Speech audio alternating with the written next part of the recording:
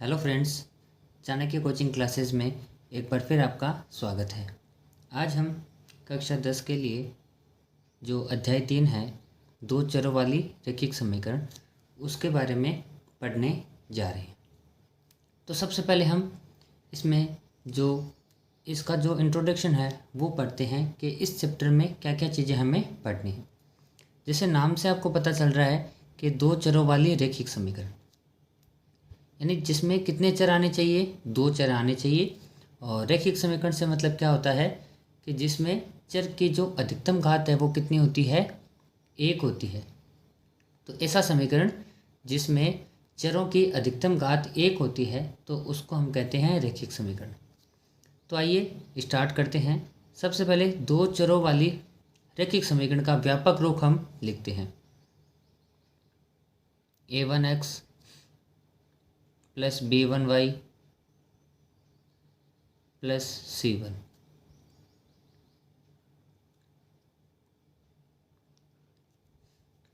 अब यहाँ पर दो चरों वाली रैखिक समीकरण को हल करने के लिए हमारे पास इसमें कम से कम दो समीकरण होनी जरूरी है। ये जो दो चरों वाली रैखिक समीकरण है, ये हमें ऐसे क्वेश्चन में इसकी रिक्वायरमेंट होती है जहाँ पर हमें दो चीज़ों का मान निकालना पड़ता है। तो इसमें दो चरों वाली रैखिक समीकरण को हल करने के लिए हमारे पास दो जो है रैखिक समीकरण बननी जरूरी है। इसलिए हमने यहाँ पर क्या किया है, दो रैखिक समीकरण ले ली है। इसमें x और y दो चर है और इन चरों की जो घात है वो एक एक है, इसलिए इसको कहते हैं दो चरों वाली रैखिक समीकरण। अब यहाँ पे जो गुणांक है सभी में 1 1 आ रहा है। इसका मतलब क्या हुआ कि ये पहले समीकरण का गुणांक है, और जिसमें ये यहाँ पे 2 दिखाई दे रहा है, इसका मतलब ये हुआ कि ये मान हमने कहाँ से लिया है, दूसरे समीकरण से लिया है। अब यहाँ पर जो सभी संख्या है a1 b1 c1 a2 b2 और ये c2, ये सभी की सभी क्या होनी चाहिए, वास्तविक संख्या होनी चाहिए। ये हमारे पास वास्तविक संख्याएं होनी जरूरी है।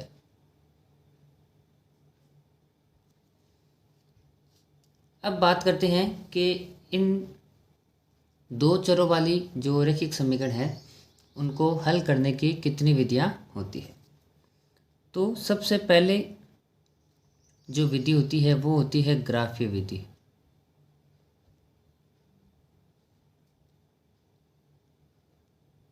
और जो दूसरी विधि होती है वो होती है बीजगणितीय विधि।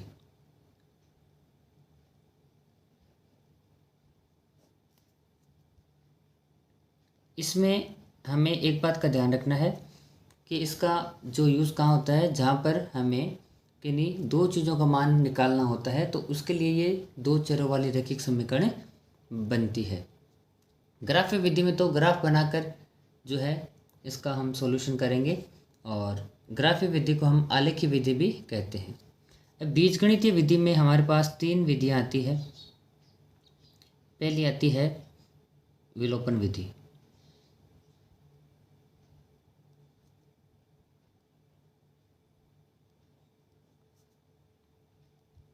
और दूसरी आती है प्रतिस्थापन विधि,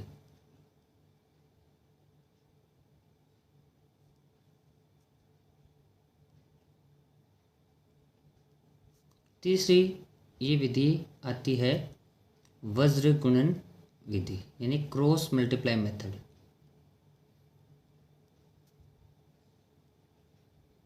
ये जो विधि है वज्र गुणन विधि, ये इस बार हमारे जो सिलेबस से इसको हटा दिया गया है, यानी इस चैप्टर 3 में हमें वज्र गुणन विधि से संबंधित जो भी सवाल है वो इस बार नहीं पढ़ने हैं। तो हम इसमें एक तो विलोपन विधि और प्रतिस्थापन विधि, ये दो विधियां पढ़ने वाले हैं। कौन सी विधियों में, बीजगणित विधि में। ये ग्राफ विधि है, इसमें लगभग इसका जो है एग्ज़ाम में 1% पूछा ही जाता है, जो कम से कम 4 नंबर का राजस्थान बोर्ड के एग्ज़ाम में ये एक 4 नंबर का क्वेश्चन आता है। तो ग्राफीय विधि में हम सबसे पहले बात करते हैं ग्राफीय विधि की।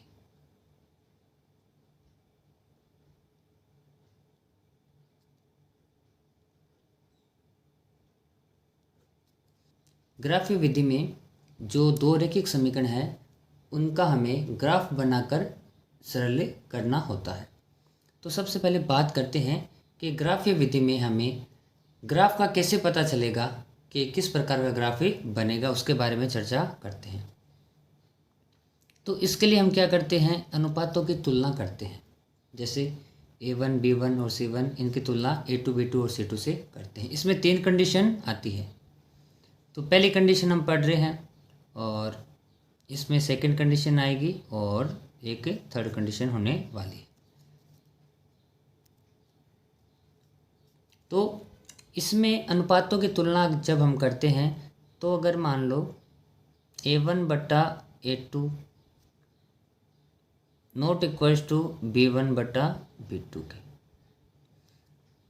1 से ये मतलब है कि हमने जो पहली हमारी रैखिक समीकरण है उसके x का गुणांक को हम कहेंगे A1, y के गुणांक को B1 कहेंगे, अचर पद को कहेंगे C1। ये पहली समीकरण से थे इसलिए हमने 1 लगा दिए यहाँ पे, और दूसरे समीकरण से है इसलिए इसको 2 लगाकर रिप्रेजेंट कर दिया गया है। अब इस ग्राफीय विधि में हमें कैसे पता चलेगा कि हमारा ग्राफ किस प्रकार का आएगा, तो उसके लिए हमें सबसे पहले इनकी तुलना करनी होती है। तो अगर A1 बटे A2 वह बराबर नहीं है किसके, B1 बटे B2 के, तो आगे C1 बटा C2 से हमें कोई तुलना करने की आवश्यकता नहीं है।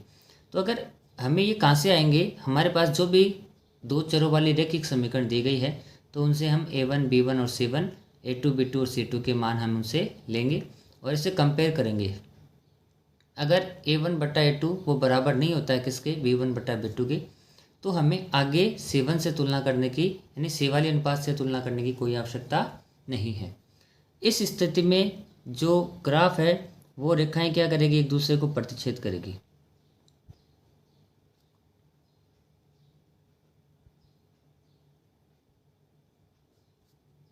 यानी जो हम ग्राफ बनाएंगे और अगर ऐसे कंडीशन आती है तो उसमें रेखाएं क्या करेगी, प्रतिच्छेद करेगी।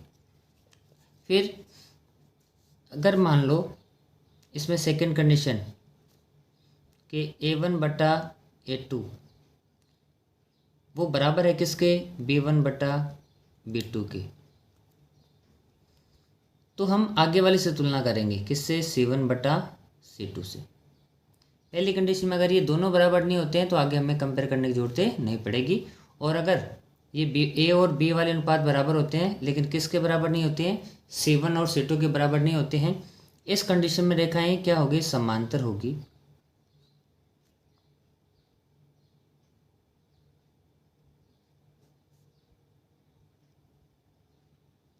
और उसका कोई हल नहीं होगा।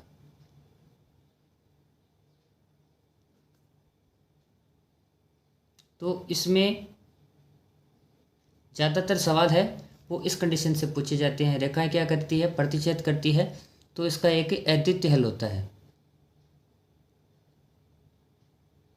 अद्वितीय हल का मतलब क्या होता है कि यहाँ पे x और y के जो मान आते हैं वह एक एक ही आते हैं। एक एक का मतलब जैसे x का एक मान 5 आ गया, y का एक मान आ गया, ऐसा नहीं कि x के जो बहुत सारे मान आते हैं। तो ये कंडीशन, इस कंडीशन पे ज़्यादा 90% इसी पे क्वेश्चन पूछे जाते हैं, रेखाएं प्रतिच्छेद करने वाले। ये कब आएगा, जब A1 बटा A2 वो बराबर नहीं होगा B1 बटा B2 के, तो रेखाएं आपस में प्रतिच्छेद करेगी और ये क्या होगा, अद्वितीय हल होगा और रेखाएं संगत होगी। यानी जब वह रेखाएं आपस में एक दूसरे को टच कर रही है तो ये कंडीशन क्या होगी, संगत होगी। इसका हम ग्राफ बना के भी एक छोटा सा सीखेंगे कि रेखाएं प्रतिच्छेद किस प्रकार करेगी, समांतर और किस प्रकार से होगी। अब तीसरी कंडीशन में हमारे पास क्या आ जाएगा, अगर मान लीजिए कि तीनों अनुपात ही बराबर होते हैं,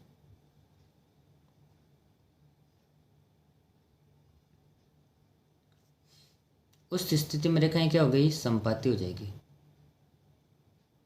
और रेखाएं समपाती होगी तो उनके अनेक हल हो जाएंगे।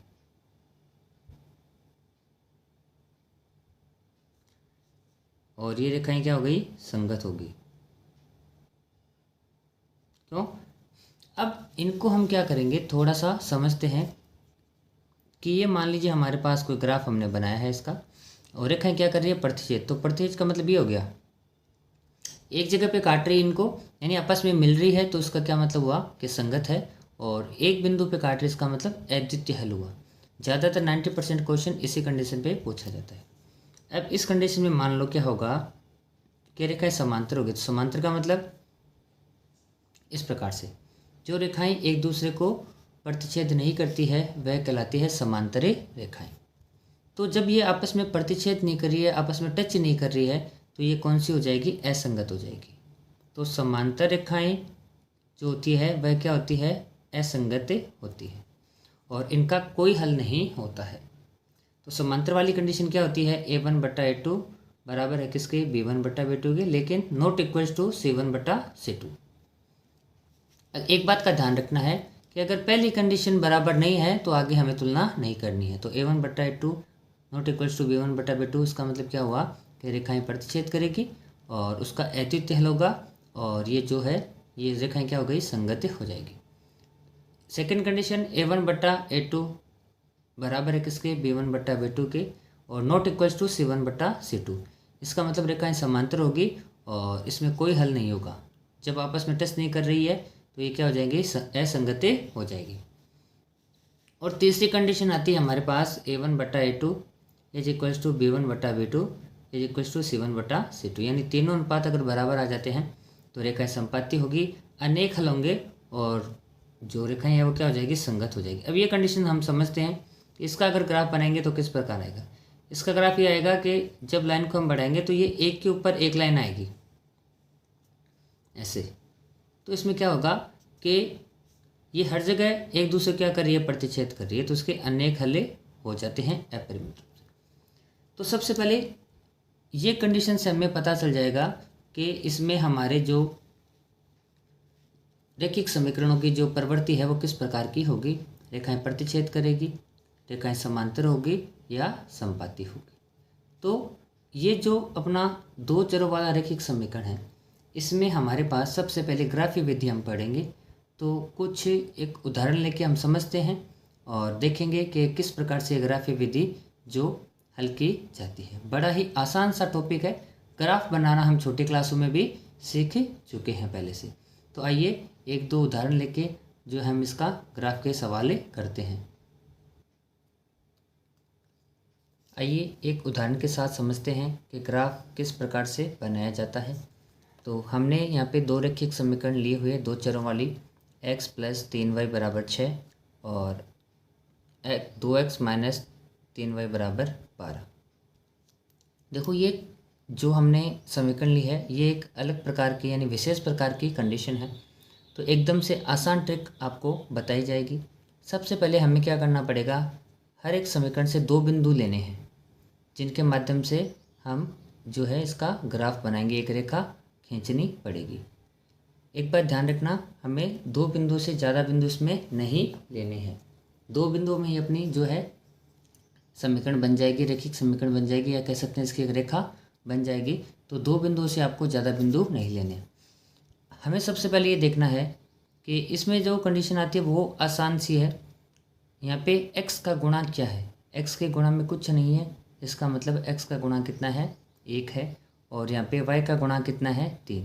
तो 1 और 3 यानी x और y के गुणांक का x और y इन दोनों के गुणांकों का अगर अचर पद में भाग जाता है तब उसके लिए ये स्पेशल कंडीशन है। हमें ये देखना है, ये ज़रूरी नहीं कि दोनों समीकरण में हो, एक समीकरण में भी ये चीज़ें हो सकती है। x का गुणांक 1 है, y का गुणांक 3 है, तो 3 और 1 इस दोनों का भाग जाता है किसमें? 6 में।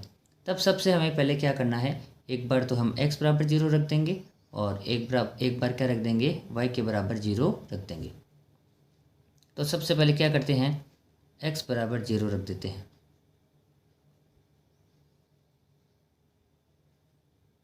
अब यहाँ पे जब x की जगह 0 रखा तो 3y ऐसा का ऐसा हमारे पास आ जाएगा और 3y बराबर आ जाएगा 6 और y बराबर आ जाएगा इधर 6/3 यानी 2।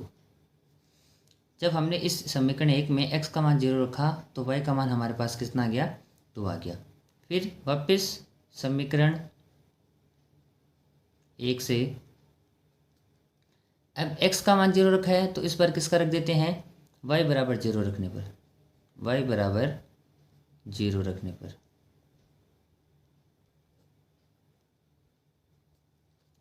तो यहाँ पे इस समीकरण 1 में रखना है, तो x ऐसा आ जाएगा 3y। 3y का मतलब होता है 3 गुणा y, तो y की जगह हमने 0 रखा, बराबर में कितना आ गया 6। देखो 3 0 से गुणा होकर क्या बन जाएगा, 0 बन जाएगा, तो सिर्फ क्या रह जाएगा x, तो x बराबर आ गया 6। अब इससे हमारे पास क्या है कि एक टेबल बन चुकी है, वो हम बना लेते हैं। इसी टेबल से हम क्या बनाएंगे, ग्राफ बनाएंगे। तो देखो इसमें भी थोड़ा ध्यान से हमें लिखना है, क्योंकि सबसे पहले हमने x का मान रखा है 0, तो x का मान जब 0 रखा तो y का मान कितना आया 2, तो हम यहाँ पे 2 रख देंगे। ये x का और ये से y का ऐसे रखना है मान। फिर y का मान 0 रखा है तो x का कितना आ गया 6 आ चुका। तो इस प्रकार से हमें ये समीकरण जो है सरल करके उसकी एक टेबल बनानी है रेखा खींचने के लिए। लेकिन ये जो मैंने कंडीशन बताई है ये कब काम करेगी, जब हमें ये देखना है कि x और y इन दोनों के गुणांकों का भाग अगर अचर पद में जा रहा है तो एक एक करके x को पहले 0 रख देंगे, फिर y को 0 रख देंगे, तो उससे हमारे पास जो है 2 मान आ जाएंगे, यानी 2 पॉइंट आ जाएंगे। अब देखते हैं इसकी दूसरी समीकरण। ये दूसरी समीकरण है हमारे पास 2x - 3y बराबर 12। अब इसमें भी हम देख पा रहे हैं कि x का गुणांक 2, y का गुणांक 3, तो 2 और 3 दोनों का भाग जाता है किसमें 12 में। तो सेम जो हमने पहले समीकरण में किया था वही हम इसमें दूसरे समीकरण में करेंगे। क्या करेंगे, x और y को एक एक करके 0 के बराबर रख देंगे। तो x बराबर 0 रखने पर तो यहाँ पे 2x की जगह 0 रखा -3y बराबर में 12। 2 को 0 से गुणा किया तो क्या आ जाएगा 0, और यहाँ पे रह गया 3y बराबर 12। अब हमें y का मान चाहिए, तो माइनस का 3 है, ये आ जाएगा 12 के बट्टे में। तो 12 में 3 का भाग दिया कितना है 4, और ये आ जाएगा माइनस। अब हमने x का मान 0 रखा है, तो फिर क्या करते हैं समीकरण 1 से अब रख देते हैं y बराबर 0 रखने पर।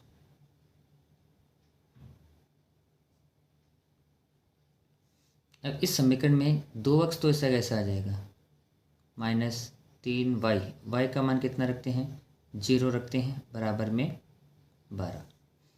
तो 2x ये रहा, 3 को 0 से गुणा किएंगे तो ये पद क्या बन जाएगा 0 बन जाएगा, सिर्फ बराबर में क्या लिख देते हैं 12। इससे x का मान आ जाएगा 12, ये गुणा में था इधर आके भाग में, तो ये आ जाएगा 6। तो इससे भी हमारे पास एक टेबल बन चुकी है, यानी इसमें भी 2 पॉइंट आ चुके हैं हमारे पास, 2 बिंदु जिनसे हम इसमें रेखा बनानी है। देखो सबसे पहले x का मान 0 रखा था, तो y का मान कितना आया -4। फिर इसमें हमने y का मान 0 रखा था, तो x का मान कितना आया 6।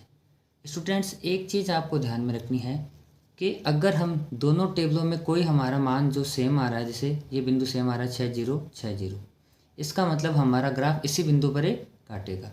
ये ज़रूरी नहीं है कि आपके दोनों टेबल में सेम आए, लेकिन अगर आ जाता है तो हमें क्या करना होगा, ये चीज़ ध्यान में रखनी है कि हमारा जो ग्राफ है आपस में प्रतिच्छेद करेगा कौन से बिंदु पे 6 0 पे करेगा। अब मान लो हमने लिखा है 6 0, इसका मतलब हुआ कि ये तो x का निर्देशांक है और ये किसका है y का, क्योंकि पहले x को लिखते हैं और बाद में किसको लिखते हैं y का निर्देशांक लिखते हैं। अब हमारे पास दोनों टेबल आ चुकी है और इससे हम क्या करेंगे ग्राफ बनाएंगे। अब हमें क्या करना है, एक ग्राफ पेपर लेना है और उस पर ये एक लाइन ऐसे, इसमें देखो छोटे छोटे ये एक बड़ा डब्बा होता है और इस बड़े डब्बे के अंदर छोटे 10 बड़े डब्बे, यानी 10 छोटे डब्बे होते हैं। तो इस एक डब्बे की जो लंबाई कह सकते हैं वो 1 सेंटीमीटर की होती है और ये चौड़ाई भी कितनी होती है 1 सेंटीमीटर की होती है। तो हमें क्या करना है, ये जो गहरी वाली लाइन दिखाई दे रही है इसके ऊपर ये एक ऐसे लाइन खींचेंगे, तो ये होता है अपना एक्स एक्स, इसको हम मानते हैं एक्स एक्स, और ये लाइन हम ऐसे खींचेंगे और ये हो जाएगा अपना वाई एक्स। जहाँ पे एक्स एक्स और वाई एक्स एक दूसरे को काटते हैं वो होता है अपना मूल बिंदु। तो इधर यहाँ पे देखो मेन चीज़ है वो पैमाना होता है। अब इसमें हमें सीधी सी बात है, कुछ वैल्यू नहीं दे रखी है, यानी इसमें कोई रुपए में है, पैसे में है, किस चीज़ में है। तो हम क्या करेंगे, सबसे पहले इसका पैमाना मान लेंगे। और अगर सीधी आपके पास समीकरण आती है तो आप पैमाना इसका एक फिक्स मान सकते हो। इस एक्स एक्स पे क्या मानेंगे और वाई एक्स पे क्या मानेंगे।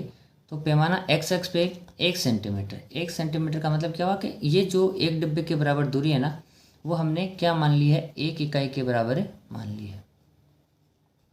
अब इकाई से मतलब कि मान लो कोई रुपए में है, पैसे में है, या किसी जिस भी इकाई में होता है वह 1 के बराबर। मान लो अगर ये रुपए में होता है तो ये 1 किसके बराबर हो जाता है, 1 रुपये के बराबर हो जाता है। और ये 2 रुपये के बराबर, ये 3 रुपये के बराबर हो जाता है। तो इस प्रकार हमने जो पैमाना इसका क्या माना है कि ये जो 1 सेंटीमीटर है वह 1 इकाई के बराबर है, यानी इसकी क्वांटिटी जो है 1 आ जाएगी। फिर यहाँ से यहाँ तक 2। अब वाई एक्स पे ही हमें ये मानना है, और वाई एक्स में 1 सेंटीमीटर बराबर क्या आ जाएगा, 1 इकाई।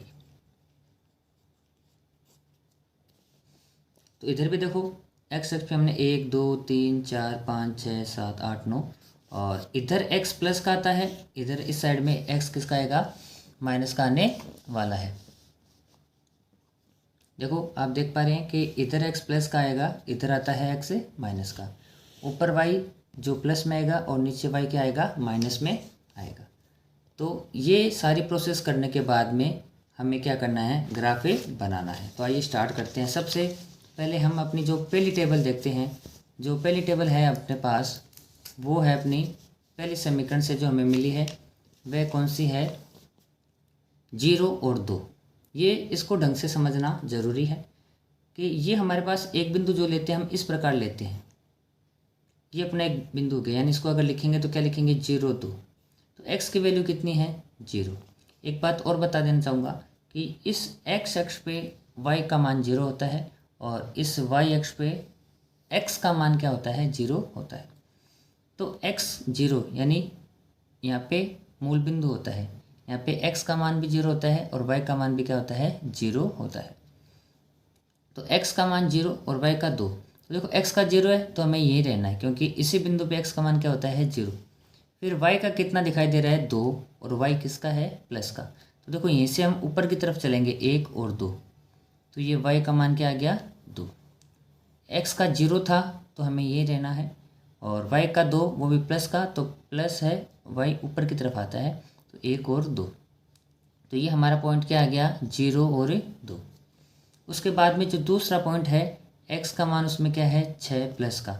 तो इधर से इधर चलेंगे, क्योंकि इधर x किसका आता है, प्लस का आता है।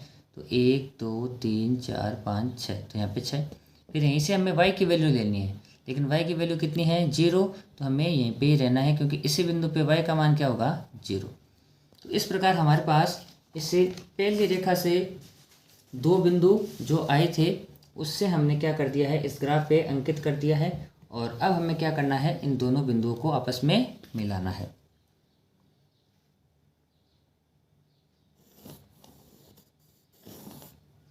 इस प्रकार हमने पहली समीकरण से प्राप्त दोनों बिंदुओं को ग्राफ पे अंकित करके इससे एक रेखा जो है बना दी है।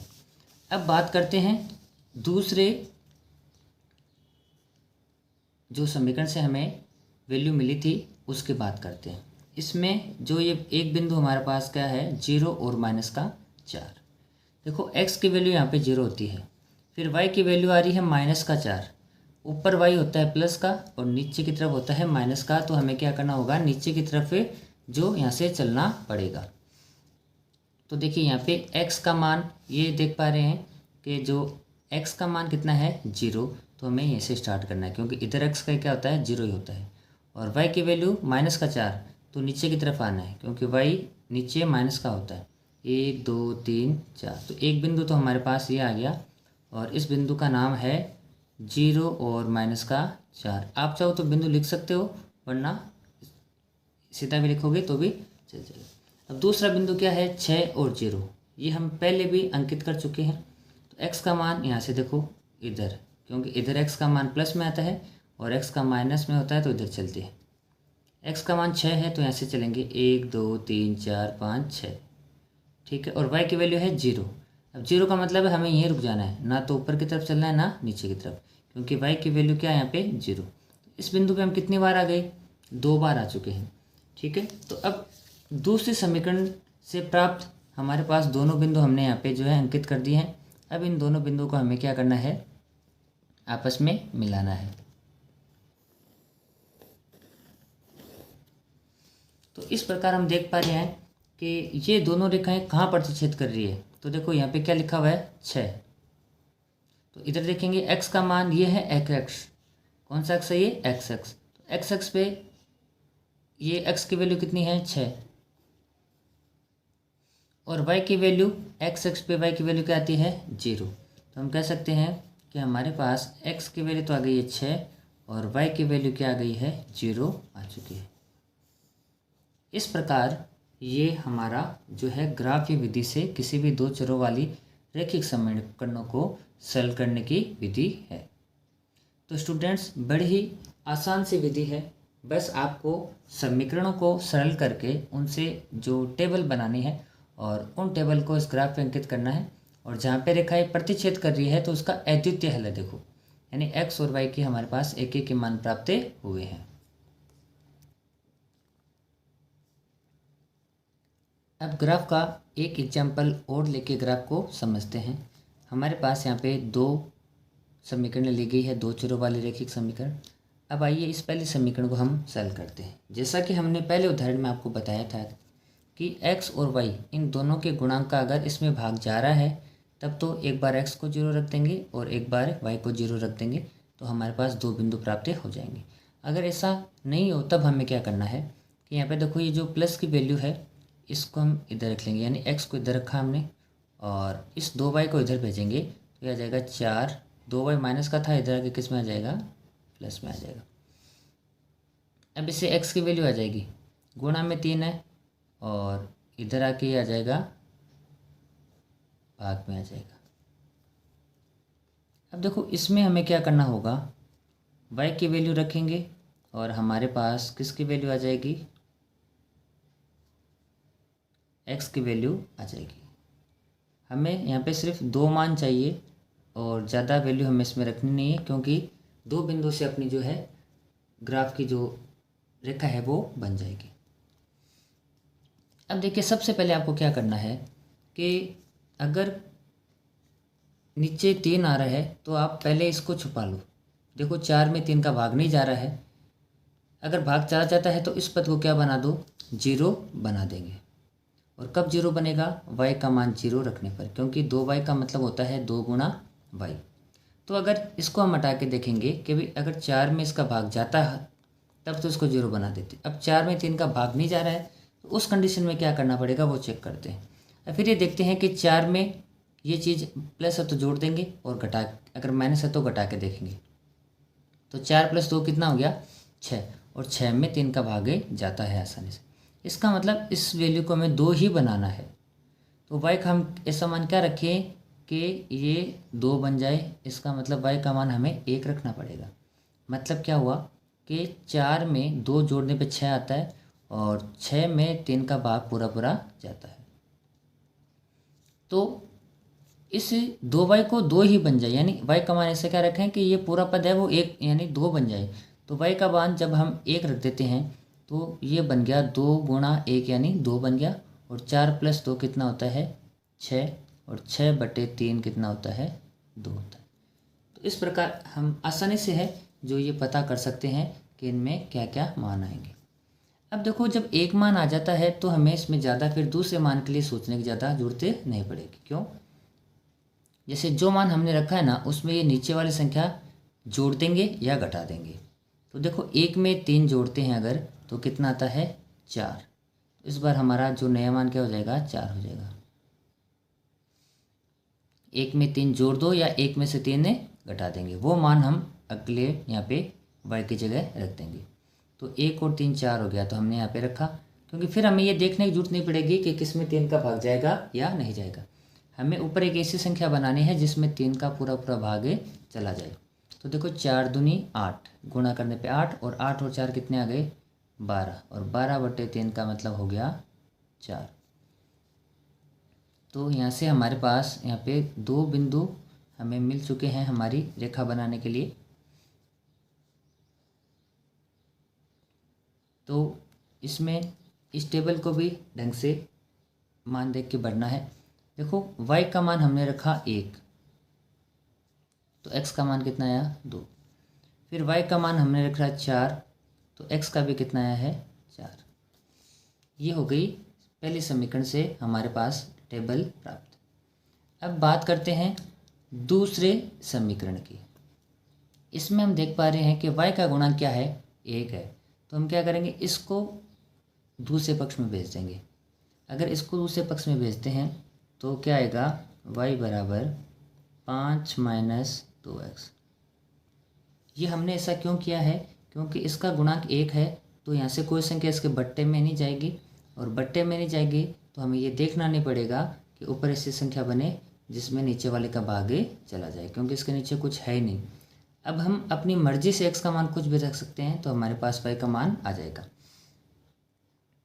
तो सबसे पहले क्या करते हैं, हम यहाँ पे x का मान 0 रख देते हैं। x की जगह 0 रखा तो 2 गुणा हुआ 0 से, तो 0 बन गया, तो y का मान कितना गया 5। फिर हम क्या करते हैं, मान रख देते हैं x का 1, तो 2 एकम 2, 5 में से 2 गया, कितना आ गया 3। तो इस प्रकार दूसरी समीकरण से भी हमारे पास एक टेबल प्राप्त हो जाती है। तो इसमें x और y की वैल्यू हम रख देते हैं। तो देखो सबसे पहले x का मान हमने 0 रखा था, तो y का कितना आया 5, और इधर x का मान 1 रखा तो y का कितना आया है 3 है। अब दोनों समीकरणों से हमारे पास 2 टेबल प्राप्त हो चुकी है। आइए अब इसका हमें ग्राफ बनाते हैं। अब हमने क्या किया है, पहले की तरह इसमें ये एक्स एक्स लिया है, और ये आपको ध्यान में रखना, ये जो बीच में गहरी लाइन दिखाई दे रही है इस पर हमें लेना है। तो ये हो गया अपना एक्स एक्स, और ये हो गया अपना वाई एक्स। जहाँ पे एक्स एक्स और वाई एक्स एक दूसरे को प्रतिच्छेद करते हैं वो होता है मूल बिंदु, जिसके निर्देशांक होते हैं 0 और 0। पैमाना हमारा पहले की तरह फिक्स है, कौन सा, एक्स एक्स पे 1 जो सेंटीमीटर है। 1 सेंटीमीटर का मतलब क्या हुआ कि ये जो एक बड़ा है ना खाना, इस डब्बे की जो लेंथ है वह 1 सेंटीमीटर की है, तो ये 1 सेंटीमीटर को हमने 1 इकाई के बराबर मान लिया। इसलिए हमने क्या किया, यहाँ पे इसको 1, फिर आगे 2, फिर आगे 3, यानी 1 1 बढ़ता जा रहा है, क्योंकि इसको जो है 1 इकाई के बराबर हम मान चुके हैं।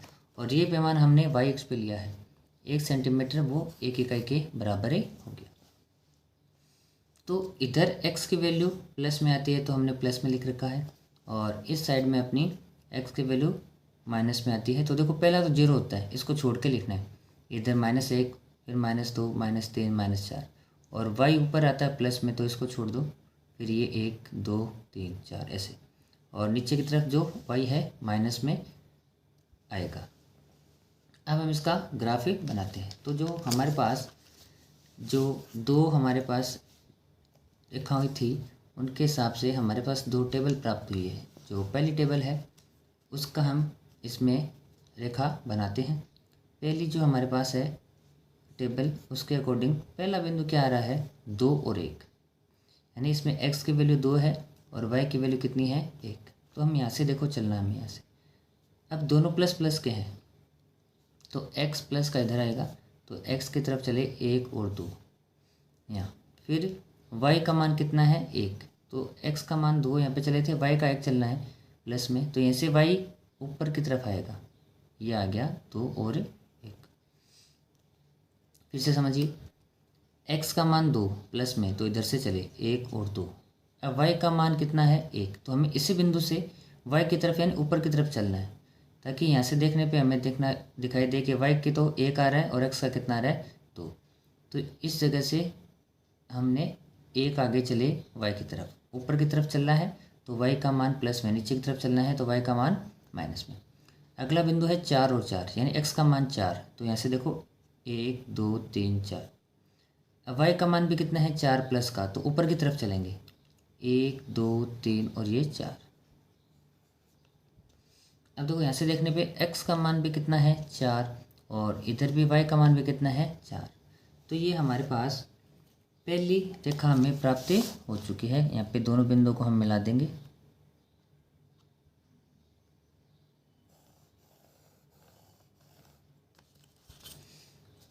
अब दूसरी रेखा ड्रॉ करते हैं। x का मान 0, तो 0 का मतलब हमें यहीं पे रहना है मूल बिंदु पे। तो x का ना तो इधर चलना है ना इधर चलना है। अब x का मान 0 है और y का 5 दे रखा है, तो इससे तो x का मान 0 होगा। अब यहीं से चलना है y के लिए, तो y का मान 5 है प्लस का। हम जानते हैं ऊपर की तरफ क्या आएगा, प्लस में आएगा y। तो 1 2 3 4 और ये 5। आप चाहो तो इन बिंदुओं के निर्देशांक भी लिख सकते हैं। तो जैसे ये अपने पास हो गया 2 और 1, ये अपने पास हो गया 4 और 4। फिर ये बिंदु हमारे पास कौन सा मिला है, 0 और 5। अगला बिंदु है 1 और 3, यानी x का मान 1 है तो ये 1 आ गया, और y का मान कितना है 3 प्लस का। तो यहीं से चलेंगे y की तरफ, 1 2 3। एक बिंदु तो ये मिला है, दूसरा बिंदु ये मिला है, तो दोनों को क्या कर देंगे, हम मिला देंगे यहाँ से।